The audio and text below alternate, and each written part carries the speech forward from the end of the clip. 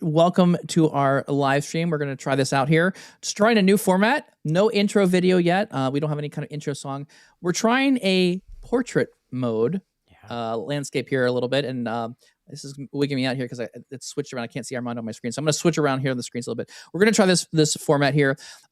For those of you who are following me on Power BI Tips, I'm going to introduce you to, we've seen Armando on the show a couple times before. Armando is here. He and I are doing some side projects around data and moving data around and doing some things. We are here to discuss a little about this ClawdBot, MoltBot, OpenClaw like what all the bots are. It's literally the same project. I'm so confused, but I have some initial reactions. Armando, I got to say publicly, thank you so much for introducing to me to this whole environment that we're getting into. I'm sorry. Yeah, it's okay. I'm sorry. Exactly right. Maybe give a little bit of background, Armando. Why are we talking about this now? And what did you do? What project did we start noodling on here? And we're just we're figuring this out as we go. We just hit an unlock and we want to share it. Armando, give us a story. That's awesome. Yeah, well, I was talking about this morning. It's the whole LLMs come into the picture. Now we want to use them for coding. Now we want them to do a little bit more. And then it's but every session is its own thing. And sometimes I want it to do more things and just keep talking to it and have it remember things. And having it in your computer is sometimes impractical because you're on the road and et cetera. We're always moving around. So then comes along this project called ClawdBot. Then it changed name to MoltBot, and now it's called OpenClaw. Since last night. And they basically wrap your favorite flavor, in this case, Anthropic's Opus 4.5, in a Telegram or WhatsApp or Slack, Google Chat, whatever interface. So now you can talk to it from wherever you are on your phone or computer, and it's really neat. Just that makes it very practical, but I think what really makes it exciting is that it's actually running not the chat version that you use in the app, but the terminal CLI version. So for those who are not very technical, that means like Cloud Code or OpenAI's Codex. That means it has access to the file system and it can create files, download apps, generate apps, test apps, run whole environments. And you are just talking to it via Telegram. This is insane. So that's what this thing is. But there's a huge wave of people showing up and doing things. So I think the mental model I lose here a little bit is you typically talk to a chat session. You have a prompt, a window, and eventually the thing just gets junked up and messy. What I'm learning from this project, and I literally implemented it last night. I had some work I had to get done. I had to do some, this is for the Power BI people on the channel. This is a semantic model I was playing with. I'm using an MCP server for Power BI Desktop. So Power BI Desktop comes on your machine. I can MCP my way into the server, and the MCP talks to the Power BI Desktop, and I'm able to command it to do different things. Hey, make a measure, add some folders. Any column that is a number, hide it, and add a measure that does a sum on top of that column. So really neat things. Super powerful. But then I had this epiphany. Armando, thankfully, had a couple days before showed me this. At the time we installed ClawdBot. Since it's installed, it has now changed to MoltBot, and now currently it is now OpenClaw as the name of the system or the infrastructure. But at the time, we were talking to ClawdBot, and his name was Alfred. So Armando, you interviewed him. He gave you some information like, what do you want me to call you? All these kind of things. And there was a learning for me that, okay, I've given a large language model full control of a machine. And you'll see a lot of people right now going out and I'm buying a Mac Mini. I'm buying this computer. I'm putting these things together. And the reason they're doing this is because they don't want it to be on their main machine and they want to treat it like a different employee. And I had an epiphany as we were doing this. I'm thinking, this is more like an employee than it is like an agent on your computer. Normally I would prompt it and it would give me just text back. And there's all these security restrictions. It can't edit my files. It can't do things on my machine. If I hired a new employee, I would not let them see my machine. I would not let them access it unless on very specific things. I wouldn't trust them for that. That's a good point.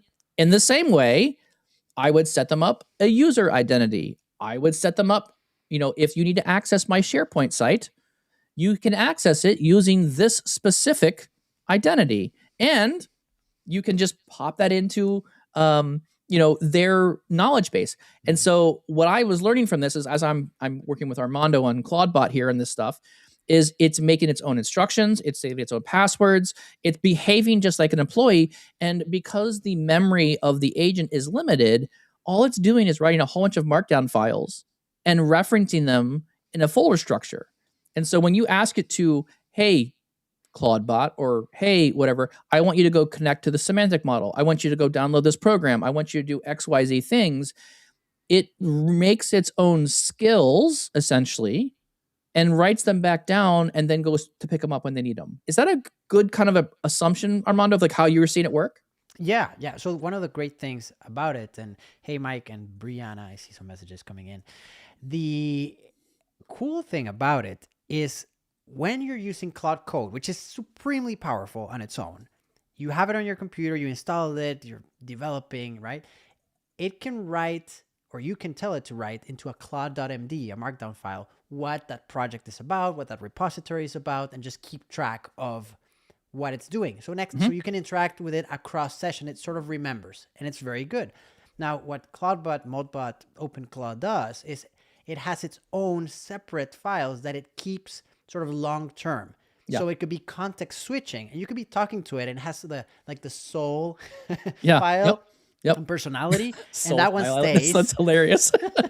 And then, I think that's what it's called, literally. Yeah, it is called the soul.md, right? Soul.md. and then the other files might be more project-based. And so it's cool because you could be talking to it, and it keeps its personality, but then if you reference project A, it'll know what project A is about. If you reference project B, it knows, right? And so what you were saying, it sort of keeps tabs on that, and then it also keeps tabs on all those skills you were talking about, like, oh, I know how to MCP into Supabase. I know how to MCP into N8N. I know how to talk to Fabric, right? Yes. And all those don't have to be in the full context of a huge conversation. He can actually clear context with the LLM itself, but have its own context that it loads in each conversation to keep track of everything. Sort of. Yeah. Yes. So, and I like that you described it. So that's the part, but it acts, this ClawdBot, this OpenClaw solution really is now very different in how I observe, not very different. It's almost the same observation as when I'm hiring new employees. Same kind of concept. And that's kind of how I'm treating it there on my side, is I'm looking at this person being, okay, you're a brand new employee. I'm bringing you on board. Let's see how you work in concert with my team or whatever. So all this to say, I'm learning this with Armando. I'm now on my own building the Power BI MCP. I'm building things over there. And I decide, I have some data I need. I have documentation on a website, HTML page, and it describes column names, it describes information, and then I have a Power BI report that is the same tables, but there's no documentation. I'm missing all my descriptions.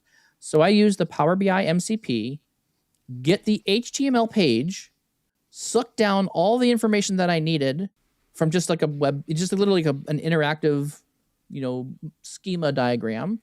I said, read this code. Find me the table name that matches over here that it does in my semantic model. And oh, by the way, this HTML page has all this web documentation about like descriptions and what it is. So I literally just showed up, told it, here's the source of information. Here's my semantic model, match up the tables, go summarize the columns and column descriptions that you find in this other language, which it had a bunch of SQL statements and had a bunch of other things. It can just figure it out. It summarized all of my columns, and then it built my documentation for a single table. It added all my measures on the columns. I was able to see there were measures and actually build them into my semantic model. Already done, easy to do. And so I thought for a moment, I was like, oh, I'm going to pull on my ClawdBot knowledge here. And I'm going to say, okay, now that I've done a single task, I told the agent, and I think I was talking to Claude in my VS Code instance at this time. I said, make a skill that does this. And so in doing that, in making the skill around this agent that I can then pull forward was great, because now I can pull that agent in I saved the skill into my little folder, and then I said, okay, great, clear the context window, start it over again. And I said, let's go from ground zero. Told it, go use the skill that you just made for yourself and do this for every table in the database or in my semantic model.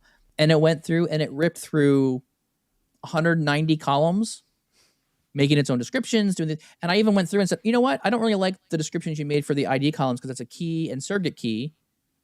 Make a better description. And actually, if there's any IDs, like what tables is it used in? And write out, hey, this ID column links to these other two tables. I need to get this stuff together. Like just build a better description. Oh, I know what you're talking about. And it just goes out and does it. And so now okay, update your instructions on your skills to do this for any kind of ID columns. So I'm looking at this going, I just wrote programming code. Like I just wrote a function just called a skill, but I didn't do any of it. I just literally worked with it on the process, figured it out, told it to document its own process, store it away, and then just reuse its own process. My mind was blowing up. I'm like, I saved myself days of work. In 2 hours, I had documented this model to a very high degree with lots of changes very rapidly. And all I did was program it with talking to the model. And then I have another point around this one, but Armando, what do you think? No, thoughts? I think you're on point. And some people mentioned my volume was low. I'll raised it a little. Tell me if that helps. Yeah, but I adjusted on my end too a little bit. The talking to it and giving it your instructions. We were talking about this the other day. Yes. People say like, no, but you have to learn programming. Otherwise you don't know like what's going on. But at the end of the day, just think about it. Programming is just like, JavaScript, C++, C, assembly, like whatever programming language exists since the beginning of computers, those were created such that we could talk with the computer because there was no other way, like unless we wanted to like skip, right? and do jumps and stuff. Now, if you wanted to tell it what to do, then you would use a programming language. And they're not English by any means. They were just a way to talk with the computer. So now what that did was enable a lot of developers to eventually create applications. But now we're in a point where it understands us, natural language, and it understands code. So if you tell it clearly what you want it to do, it will just convert that into very, very good code. So it doesn't make messy code, but some people think it makes very good code. It just will create whatever code it understood you to want. Yes. And that's the point. So again, having better skills, having better instructions, those things are incredibly important now, because that's going to dictate like what are your coding best practices. So I found another one. I found a whole Claude skills repo somewhere. I have to go dig it up somewhere. I found a whole big Claude skills repo of here's every single different language, JavaScript, React, all the different languages. Here's the skills an agent would need to know to use all best practices. And I thought to myself, this is exactly what architects should be doing. The reason you have an architect on your team is to sit down and say, I know the best way to build programming and code because of all my years of experience. When I do code reviews, I don't actually write the code. I'm just going to review what everyone else wrote. Hey, you're using a null pointer or whatever over here, or you're doing this function that's irrelevant. Hey, you're using a data type of any. We don't like that. That's not what we do here, right? So it's able to pick up. And so this is one of the reasons why agents are so helpful is you can give it the instructions and it understands how to read the code at volume. And within minutes, you're getting a code review as opposed to hours of someone else actually physically looking at it. And they may not even catch everything. So to me, this whole skills area is like really interesting. And I'm taking some lessons learned from, OpenClaw and trying to incorporate that into like how I actually use agents today. And I feel like right now, everything I do is start in a folder. Like I go to VS Code, I make a folder somewhere on my machine, and I start there. Like I have to have a folder to begin with because I'm going to tell it to make files. I'm going to tell it to document itself.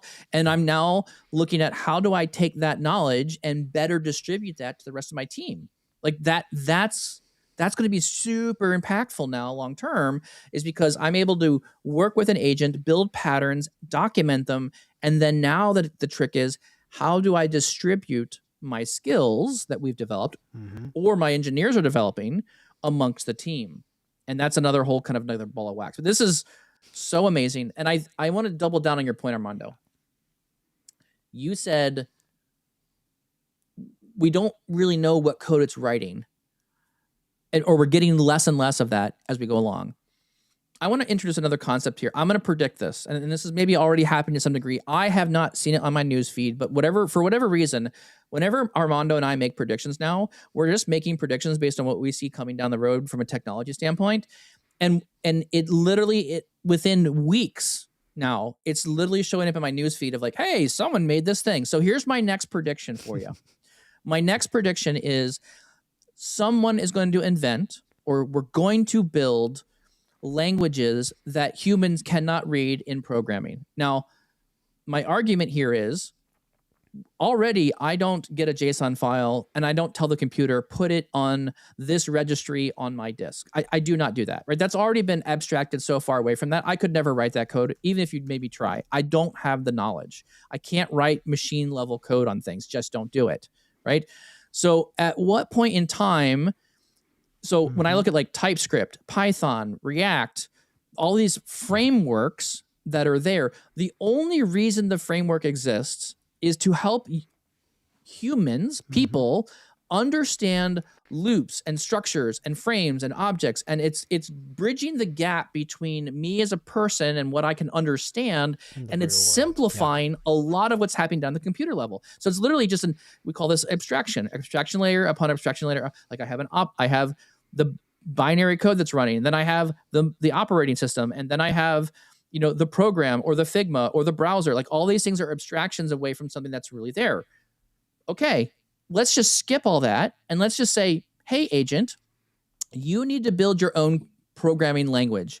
We don't care to read what it is, but as part of your programming language, I'm going to tell you to build things, websites, whatever. You design what you feel like you need, and I'm just going to tell you what I want, and you're going to figure it out, right? You just design, and I don't need to read it. I'm not going to review your code. We're getting to the point we've hit, I think, my opinion, we've hit the last programming language you'll ever need. We're done. And the programming language is your native tongue, or English, because I speak that, or Portuguese, or whatever language you're speaking. That is the end of that is the end game. If you can get to that level and talk to a computer with whatever you understand, we're done.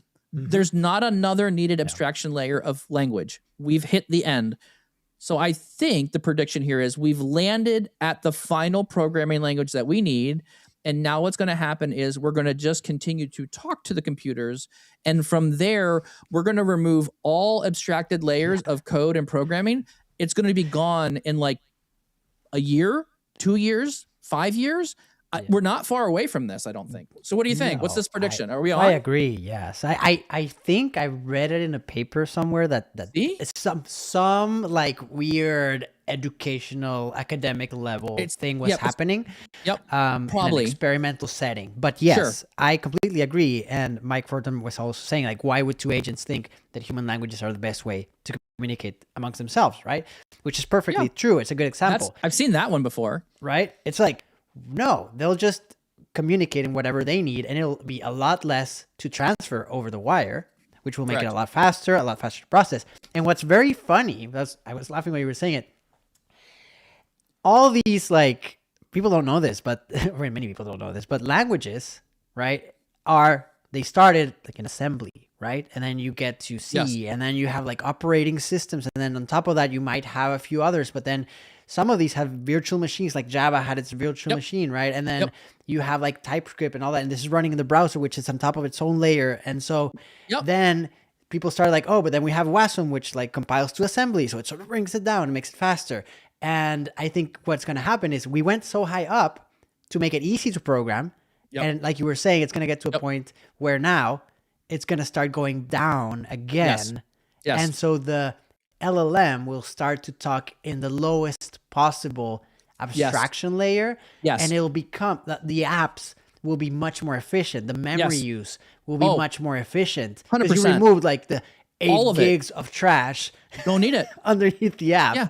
Yes. I remember this. I know You're you gonna like build music. kilobyte. You're gonna build like kilobyte level apps because it's all written in the lowest language with zero abstraction anywhere. Exactly. There was this studio I went to a very long time ago, a recording studio, and they had this weird software that I had never seen. They weren't using Pro Tools or Cubase or Nuendo or anything like that. They were using this other thing. Turns out it was built in assembly. And like this whole software DAW was built in assembly. So it could run in a very low power computer. And you would turn on plugins, like crazy SSL plugins. And you know how there's this little glitch that when you turn on a plugin, it's processing, you don't do it with live audio, you don't turn it on and off, right? Yep. Like you could do that. It would just be transparent, as if you were just doing it in an analog thing. And the whole DAW was like 2 megs or something. It was ridiculous. Yes. I just couldn't believe it. And it was because it was written in assembly, but nobody takes the time to do it. So if we get to that point, which I think we will, that'll be amazing. Because now, we just talk to LLMs just like you and I. Yep. They build the stuff, but they build it much better. So that means data centers, much less usage, et cetera, et cetera. So there's a lot of things downstream. And I think this is the linchpin for me, right? A lot of this is like, I had this epiphany today. I'm like, oh my goodness, we're done. Like it's not that we're done programming. It's not that we're done building things. It's not we're done in any way. None of that is going away. What we've just hit a massive unlock on hyper efficiency on app building. And we talk to it in our language, and the compiler now is now the large language models. The large language models will build it. And so someone just needs to come up with, so who knows what it will be. I don't know how long it's going to take, but we're in the next couple of months. Someone is going to produce another earth-shaking programming languages that has nothing to do with people. And everyone just is going to focus on building these abstracted layers down to machine code. And so that's what you're going to be building. I don't know how you'll test it. I don't know how you'll know if it's right. I don't know if you'll know if it's like mining Bitcoin at the same time of doing all these other things. I don't know. I just don't know what the agent's going to do. So at some point, you're going to have to figure out, there's a whole ethical problem that we're going to eventually run into here, like what this means, how is this going to work. But I foresee this coming to a place where we're going to get to a place where all the abstraction layers that we have traditionally been using are going to be removed from us. And the same way I don't tell my computer where to put this data on the disk, I'm not going to care. I'm just going to talk to it and get everything working there. So so Mike Fortman, I appreciate it. You heard it here first. Armando and I had to unpack this idea together with our community. We hope you enjoy this idea. This is very, very forward thinking, maybe, or not. I don't know. I know now that we've said it and it's actually out on the internet, someone's probably going to go take it and run with it. Or if we have someone out there who's already doing this, we'd love to talk to you, bring you on the show. We'd love to unpack, is this a real thing? And maybe there's challenges that we're not seeing that could be done here in a near period of time. I don't know. I think it'll happen. And the fact that we don't know what the operating system is doing. Like that's one of the things that I really like. I didn't like the class per se, I'm sorry. But when there was one class in college where they asked us to build a little operating system, right? Yep. And you had to talk about registers and memory and like a bunch of other stuff. And if you learn about that stuff, it's like, wow, all this happens behind the scenes. Yep. So it's very interesting, but it's been abstracted so long ago that we have no idea what happens. So your computer might be like doing loops and stuff that you have no idea, storing stuff here and there and moving it and back and forth. And like, but as long as you can test, because nowadays we're more in the application layer for most everything. And so in that regard, as long as you can have the thing run its tests and make sure that it's doing what it should in a repeatable fashion, etc., and that there's the semi-discrete things happening, then great. Remember, we're not so far from quantum computing, at which point all goes out the window regarding whether it was A or B. Now it's just like the whole quantum realm. It's like, it's just crazy stuff. You don't know what's happening. So at that point, it won't matter that you want to keep track of what's going on. There won't be a know what's going on as long as it works. That's as far as you go. I would maybe even argue to this point as well. Like, that's just another, like, it's another technology, right? Someone's going to need to write, BIOS for, quantum computing. Someone's going to need to write all that. And we may have already met the point. We may have already hit the moment in time where you're no longer going to need to do that anymore. Someone's not going to need to write that. You're just going to tell the parameters of what it needs to get done to the agent, and the agents or team of agents now. I mean, again, I'm also looking at this, again, my example back to the semantic model rebuilding thing, right? Two main arguments I had almost my entire career, which has been, if I had enough time and I had enough money, I could build a perfect product, right? What Agents has done for me, it has collapsed to both of those at the same time. And this is another big thought here, right?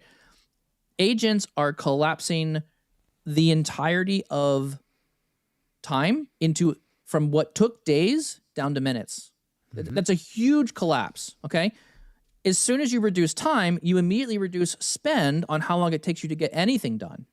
So that's another major concept. And then on top of that, I'm switching out my time and saving a lot of money on that end to spend, what, $200 a month on a Claude Max subscription? Yeah. Pays for itself in the first day you have it. Not even the first hour of this. There's just people that are billing. You do a talk to a lawyer, their bill rates are like $450 to $1,500 per hour. One Claude Code subscription pays for like 15 minutes of their time, and you can now use that the entire month. And you've got, and I think this is another, the other concept here I think is just so impactful here is you have to understand that the agents and the large language models, the companies that are building these things, you listen to Grok, you listen to what they are trying to encompass all of human knowledge into a computer. Everything there isn't a single programming language that I know better than any large language model. All of them are 100% better than I am in everything. Everything. Think about that. I can't bring anything to the table to any large language model. So what I have to do in order for me to stay competitive in my space, I have to learn how to leverage the tools. I've got to be a problem solver. I've got to move away from doing the task, and I've got to move into orchestrating and building the solutions. So if anything, I'm going to land it on that one. Very exciting future. There's a lot of things coming. We hope you like this format. Please let us know in the comments. Do you like this format? Is the long, tall format here working for you? Do you like it? Let us know on the social media platforms. We really do appreciate your listenership with this kind of talks. We'll hopefully do more of these. So Armando, thank you so much. Any final thoughts? No, I think you're on point. And if anyone's trying to decipher whether they should use something like this, just try it. Like Mike was saying, don't go buy a Mac Mini, right? No, don't. If you want to experiment, grab, like I have a 2012 MacBook Pro right there, sitting there collecting dust. That's where I installed it. I got one too. Yeah. I got an old Razor that's a couple years old. I'm going to just put it up on it and just go. We're just going to do it. And play with it, right? It's as long as you don't give it access to any important stuff, there's no real risk. Treat it like an employee. Give it like its own, it's got its own credentials. You give access to it as if it has an identity, just like everything else. Treat it like an employee. It's just like another employee that you have. You're not going to give it your credentials to your things, to your calendars, those things. That's not the right way to do this. So if anything, I've learned that. Do it in a secure way. There's a lot of people already starting to talk about the security risks of all this. Yes, treat it like an employee. Just give it its own credentials when you make things. So anyways, that being said, thank you so much, Armando. We'll see you next time. Thank you for this very short episode. Talk to you later. Thanks, Mike. Cheers. Cheers.